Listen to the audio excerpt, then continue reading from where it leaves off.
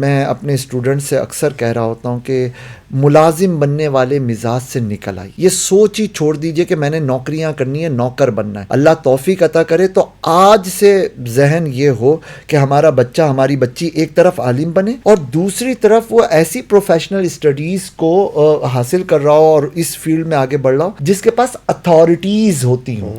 مثال کے طور پر وہ لا انفورسمنٹ کی جتنی بھی فیلڈز ہیں اس طرف کو وہ اسٹڈیز کرے اور آگے بڑھے. کیوں نہیں ہو سکتا کہ ایک طرف ایک بندہ کور کمانڈر ہو اور دوسری طرف وہ عالم دین بھی ہو؟ اب اگر اس کے اندر تقوی والا مزاج ہو، علم کا شعور ہو، وہ جس طرح اپنی سوسائٹی کو لیڈ کر کے آگے بڑھ رہا ہوگا، وہ ٹیکنوکریٹ ہو، وہ ڈیموکریٹ ہو، وہ پولیٹیشنز ہوں، وہ سب کچھ اور ساتھ میں عالم بھی ہو. حافظ صاحب کی مثال نہیں دیں گے؟ فیلڈ مارشل حافظ صاحب، آپ کے سپاہ کیا سالار بات ہے. عاصم منیر صاحب، واہ واہ ماشاء اللہ، اللہ تعالیٰ ان کو برکتوں سے نوازے.